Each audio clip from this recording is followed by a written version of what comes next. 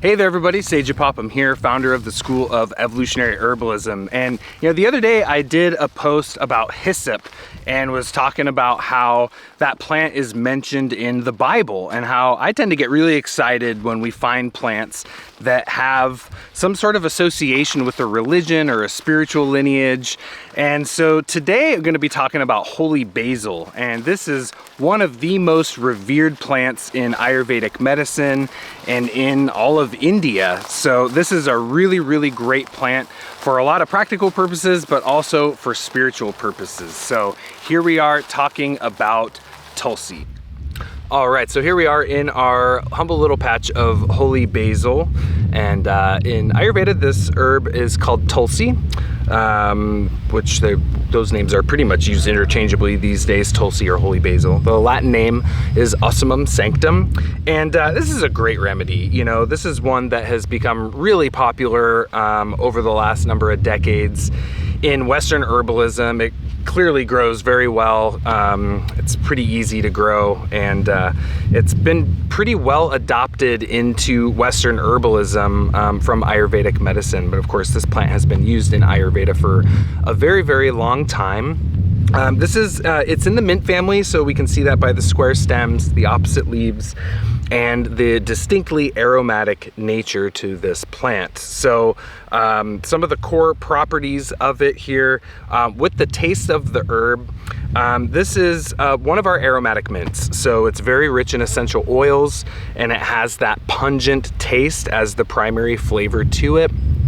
Underneath that pungent property, there is a little bit of an underlying sweetness to this plant, but really it is the pungent nature of it that kind of dominates any other potential flavor that we might notice there.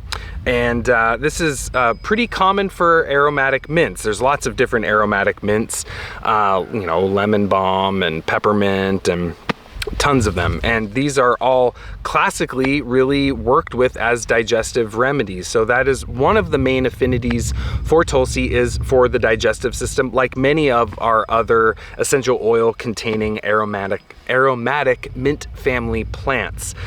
So great affinity for the digestive system. Like many other aromatic mints, it also has an affinity for the nervous system, and that's really one of the main affinities of this herb and how I've worked with it personally, and with clients and things like that. This is a great remedy for the nervous system, which we'll definitely talk a little bit more about. And then we do also see that this plant has an affinity for the upper respiratory tract. So essential oils in general have a respiratory tract affinity. They're very volatile. When you place an aromatic plant in your mouth that's very rich in essential oils or resins and things like that, those volatile constituents immediately in your mouth, they volatilize. You take a breath and you breathe them in, and they have a direct, essentially topical action on the respiratory tissues. So we see this plant really great for the upper respiratory tract, sinuses, nose, throat, but it does get down into the bronchioles a little bit. But I tend to think of it more as an upper respiratory remedy, but you can use it for a little bit lower in the respiratory tract as well. And then the last affinity that I wanted to mention is, it's kind of more of a biochemical affinity, I guess. And this is, coming from more of our modern scientific understanding of herbs, in that Tulsi has been shown to have an affinity for insulin receptors on the cells. So insulin is the hormone secreted by the pancreas when we eat foods that have sugars, and blood sugar levels rise. The pancreas secretes insulin. Insulin binds to the cell receptor in order to open up those cellular gating channels in order to get sugar from the blood into the cell where it can be used as fuel, thereby insulin lowering blood sugar. In the kind of rampant modern condition of insulin resistance, what's happening there is when insulin binds to the cell receptor, the receptor has become resistant to insulin. It's like it's tired. It doesn't want to do its job anymore. It's like when blood sugar's been high for too long, there's so much insulin, it's like the system just gets worn out basically and fatigued, and it's like, nah, I don't want to open that cellular gating channel anymore to let blood sugar in. Therefore, blood sugar levels stay high, and that's why insulin resistance is kind of one of the pathological patterns that predisposes one to type 2 diabetes. So what Tulsi has been shown to do is that it helps to resensitize those cellular receptors to insulin. So when insulin binds, the doors open and blood sugar levels lower. So there's been a lot of research done into this herb in its benefit for insulin resistance and treatment of type 2 diabetes, which is great. Like, there's not a lot of herbs out there that have that unique property in terms of resensitizing cells to insulin. There's only 2 other ones that I can think of off the top of my head. One would be Devil's Club root bark, or Ophthalpanax horridus, and the other one being goat's rue, or Galega officinalis. Those 2 herbs are also very, very beneficial for the insulin resistance pattern. So that's those are some of the core affinities of this plant. Shifting into talking about some of the main actions. So when we're looking at its affinity for the digestive system, the main action that we see there is as a carminative. As one would guess with an aromatic mint, it's very similar to its relatives in that regard. So really great for bringing blood flow to the digestive system, relieving gas, bloating, distension, kind of just I guess what most people might refer to as minor digestive complaints, what in the old days was referred to as dyspepsia. So really helping to stimulate digestion in that way. And then in its influence on the nervous system, we see it has a very nice nervine sedative property. So it's very nice in regards to its ability to gently calm and relax the nervous system. Again, we've talked about this lately with a lot of the plants out here in the garden, in that combination of a digestive remedy with a nervine, really great for digestive nervous complaints. So when someone gets anxious or stressed out or nervous, they end up with digestive symptoms. I really think of it similarly to kind of like chamomile in that regard, though chamomile has more bitter property.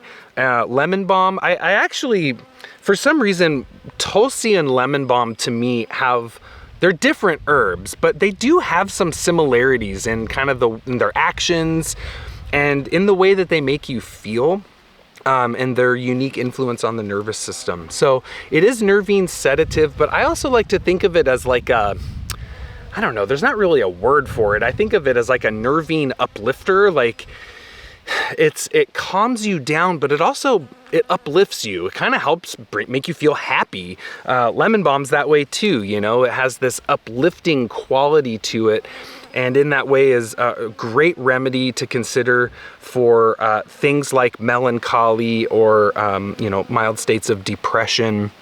And of course, depression is complex. There's a lot to it, but Tulsi is a really great remedy in that way. So its effect on the nervous system, it's like on the one hand, it's good to calm anxious people down, but on the other hand, it's really nice for uplifting people that maybe feel heavy, tired, sluggish, a little melancholic, a little depressed. Very nice in that way. We also note that this plant has some immune stimulant properties, so it has been shown to increase activity in the immune system. That makes it especially useful for respiratory tract infections. So as a pungent aromatic plant, and with an affinity for the respiratory system, we put those together and we see that it has a stimulant expectorant property. So very nice for clearing stagnant mucus from the sinuses, from the throat, from the upper bronchial tract, and very nice for as an antiseptic. So there's the volatile oils here do have some direct antiseptic action. So thinking of those in combination, it's like stimulant expectorant, it's clearing phlegm and mucus, it's stimulating local immunity, and it's having its own innate antiseptic property. So that makes it really, really great there for the treatment of upper respiratory tract infections and like really sinusy stuff. I tend to like Tulsi more for the congestion in the sinuses. There's something about the oils in here that when you take it, it's like they go up and they disperse. So it's really great for kind of clearing your head. Both from like a cold perspective, like a mucusy head, but also as a nootropic. So the nootropic property is one that is kind of more of a modern herbal action, but the nootropic herbs are those that help to enhance cognition. They're typically circulatory stimulants, so they're going to bring blood flow up into the head and into the brain. Oftentimes they have an influence on the nervous system as well. They're really good for clearing a foggy head. So this is a good remedy for folks that have a difficult time concentrating, focusing. Maybe their memory's not so great. They kind of have that foggy, cloudy brain. So it's really good for cognitive health.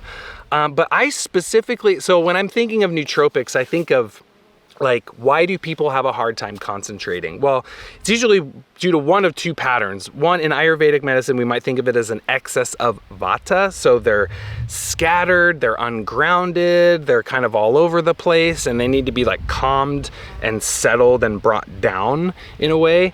The other would be seen as like an excess of kapha, or kind of a cold, damp brain. Like your brain's just like, oh, like foggy. There's a heaviness, there's a weight to the mind.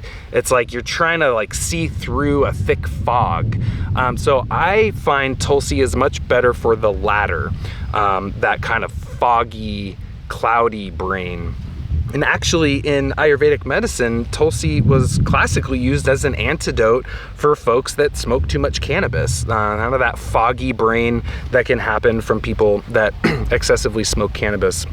I find personally that with Tulsi, in some people, and I've experienced this myself, that it's almost a little, I find it a little ungrounding. Like when I take Tulsi, if I've got a lot of stuff to do, I can sometimes feel a little like, oh, I feel a little ungrounded, like I feel a little more spaced out. So I don't really like it so much for that vata difficulty with cognition. I like it more for that kapha brain.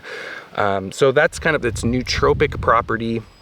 I guess kind of backtracking a little bit, it does have a bit of a diaphoretic action, so it will help to stimulate a sweat and can be used in the treatment of fever. So that kind of goes along nicely with the antiseptic, the expectorant, and the kind of the more of that immunological side of things. So it will work a bit as a diaphoretic there too.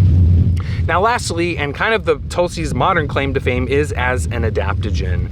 And you know, the word adaptogen is, well, I don't want to go too far down the rabbit hole on my adaptogens rant, but you know, there's a little bit of confusion I notice in modern culture in terms of adaptogens, where it's very common for people to basically see the word adaptogen and then immediately think adrenal herb. And that's not true. That's not a correct definition of adaptogen. Adaptogen is something that helps the body cope with and deal with stress, which involves the nervous system. It certainly involves the adrenals, and not just the adrenals, but really the whole endocrine cascade. But what I find with Tulsi in its adaptogenic property is that I think the adaptogenic quality of Tulsi is really coming from its influence on the nervous system, that it's helping people stay calm, have more of an even keel, and things aren't getting to them as easily. Certainly it's been studied and shown to, you know, have that kind of anti-stress property, so to speak. But when I think of it as an adaptogen, I really think of that property as really due to its influence on the nervous system. From my understanding of this plant, it's not necessarily like building the adrenals or anything like that, but I think potentially through kind of a reflex action by helping someone stay more calm, helping them be more relaxed and even keeled throughout their day, that they're not going to get as stressed, and therefore the adrenals won't be as activated and ultimately getting depleted. So it's kind of maybe working a little bit further back on that cascade. But that being said, in Ayurveda, this herb is considered rasayana, which means it's a rejuvenative tonic, which means it does have this action of kind of revitalizing and recharging a depleted, worn out, burned out system. Does that translate to an influence on the adrenals? I'm not totally sure. Some herbs it is, but I don't personally, in my understanding of this plant, necessarily think that is 100% true. But it does, I think that nervine action is really where we see that restoration and that rejuvenation In that way, it is nicely paired with and used as a nerve tropho restorative, so helping restore a worn out, burned out nervous system. Combines very nicely in that way with things like skullcap, milky oat seed, eleuthero in that way to help to rebuild and rejuvenate the nervous system. So those are some of the main actions attributed to Tulsi. And then looking at its energetics, this is definitely a pungent warming herb, so its effect on temperature is absolutely warming. That's very clear. And because of its diaphoretic properties, stimulating sweating, and its warming property, we will see that it will tend to have more of a drying action in terms of moisture. Though in Ayurveda, the seeds are used as a demulcent for irritable urinary tract conditions. So there is some demulcent property in the plant, specifically that's associated with the seeds. I don't find the leaves to be particularly moistening. I find them to be a bit more on the drying side. Not super duper drying, but it is there. And then its effect on tissue tone being relaxant, certainly as a nervine remedy. So I like to think of it as reducing an excess of vata and reducing an excess of kapha, potential for aggravating pitta due to its pungent warming nature. Very specific for the wind tension tissue state, and very good for cold depression, damp stagnation tissue states, where you see that in the way that it's clearing phlegm and fluids from the lungs, and the way it's benefiting that insulin resistance pattern. I mean, when people have diabetes and insulin resistance, they tend to be damp, right? There's too many sugars in the blood. There's a lot of stagnation to the circulation. That tends to lead to a lot of cold in the system. So the energetics of this herb, as well as its biochemical properties, actually point to it being very, very useful for cold depression and damp stagnation. And then all the nervine carminative stuff is great for wind tension. So really, really versatile plant, right? Like, that's a lot of different actions. It's a lot of affinities. This herb has so many different ways that it can be applied medicinally and therapeutically. I think it is a really, really great plant to have around in your apothecary. It's fantastic as an infusion too. It tastes good, right? So you can really administer it in a variety of ways. I find it, because it's aromatic, I prefer to use it fresh. I think that's just kind of the way we tend to think about aromatic herbs, is we just really like them much more fresh than dried. But certainly it doesn't lose too much of its influence when it's dried, maybe a little bit. But it is effective fresh or dried. So yeah, really lovely plant, great one to have around. And yeah, I think that's it for some of the core properties with Tulsi here. So Tulsi is a native plant to India and has naturalized in different parts of Asia, but this is in the mint family. This is a basil, so it's really likes warm weather, and this plant is pretty easy to grow, except it does like warmer climate. So it's not frost hardy. So here we are in the Pacific Northwest, and it does great once it's outside, but I always start this by seed and flats inside the greenhouse. It's a pretty quick growing plant, so it doesn't need to be started in super early spring, but I kind of just give it a little bit of a jump start in the greenhouse before planting the herb outside and after the last chance of frost. So that's just a little bit about growing it. And we tincture the herb fresh, so harvesting it, I mean, we use it fresh. This plant has gone a little bit too far. We've already harvested from it before, so this is the second growth, and you can get multiple harvests off of one plant. It'll keep growing for a while throughout the summer. But as you can see, it's already going to seed. So some of these have flowers about to here. You'd want to harvest it. I like to harvest the plant when it first starts flowering and before it sets seed. So if you think about the life cycle of a plant, if you want to think about which part of the herb is medicinal or which part of the herb are you trying to harvest. and then think about the stage of the plant stage the plant is in. So for Tulsi, it's the aerial herb that is medicinal. So you want to think about harvesting the plant when most of the energy is in the leaves, and then it starts moving into the flowers.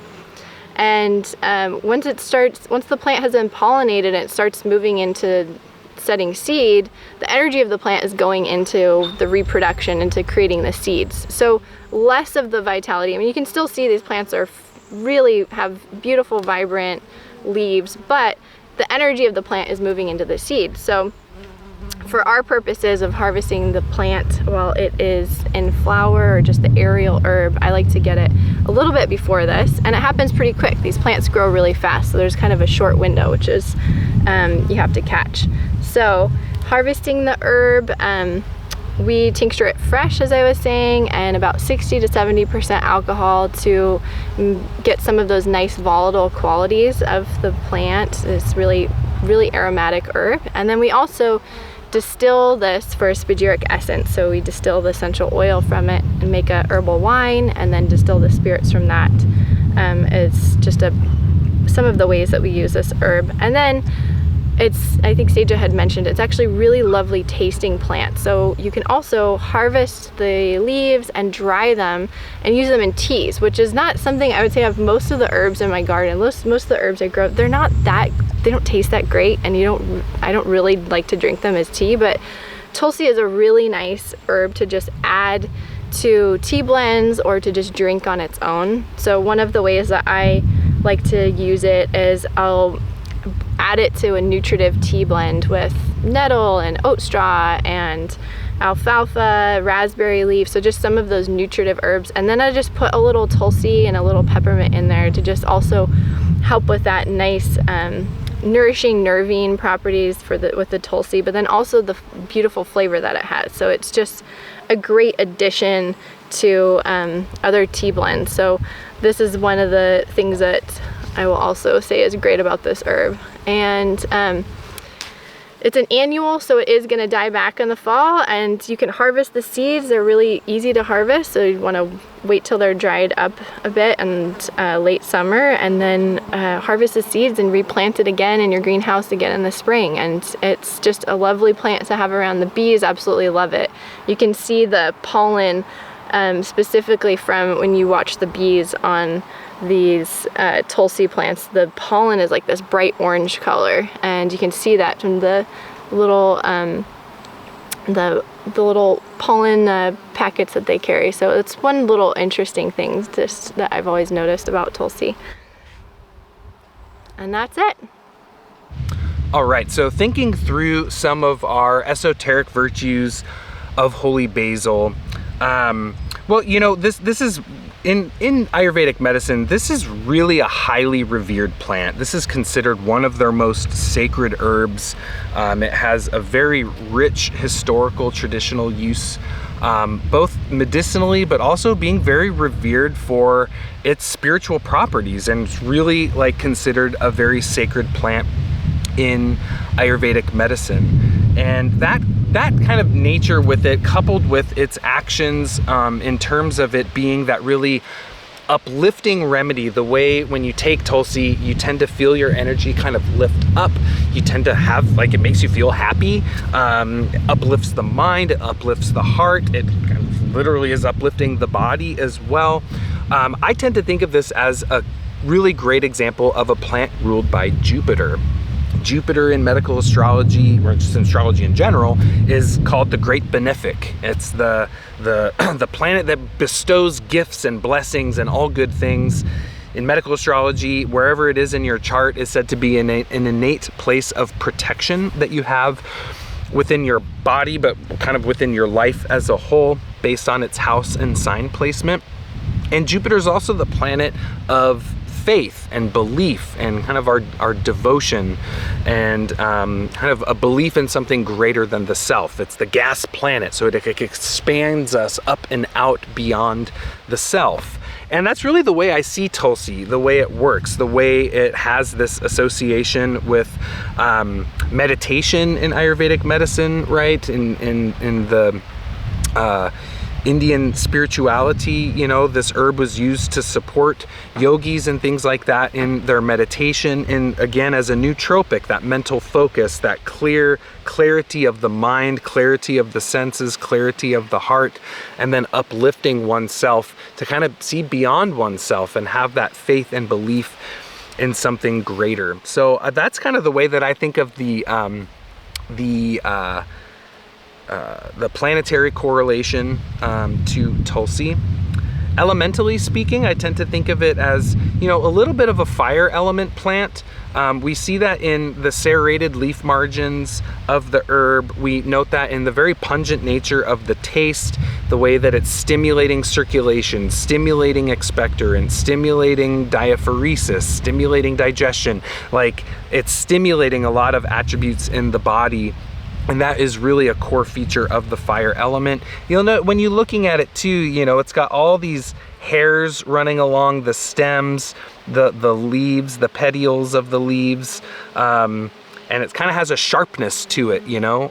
That coupled with the serrated leaf margins, to me, points it towards being a fire element plant and clearing all that cold and dampness out of the body. So that's how I think of this plant in terms of its planetary and elemental correspondences, Jupiter and the fire element. And this is just a really fantastic remedy for you to have around and get to know. I really love to encourage people to get to know this plant because of its versatility. You know, I get the question a lot of like, what are some of the most important herbs that you think are to have around? Like, if you had to pick 10 herbs to have in your home apothecary, or if you had to pick 10 herbs to grow, which ones would they be? And I always like to say, like, it's good to know your plants that have a lot of versatility, like the herbs that you can use for a variety of organ systems and tissues and treat a variety of conditions. And to me, that's like the herb, what are the herbs that are like a panacea unto themselves? And to me, Tulsi is absolutely one of those remedies. You know, I think yarrow in that way. I think of chamomile in that way. There's just so much you can do with them. And so this is a great herb to get to know and understand and use holistically, and hopefully some of what you learned in this video helps you to do that. So thanks so much for joining me in this issue on Holy Basil, and be sure to follow us on our podcast at The Plant Path. Head on over to our website and sign up for our newsletter so you can get updates whenever we're producing more free content, which tends to be weekly, and tons of great free training and courses and things like that over at evolutionaryherbalism.com. And you know, these monographs, these little plant profiles that we're doing here are really just kind of a quick little overview of the core properties and some of the uses of the medicinal plants.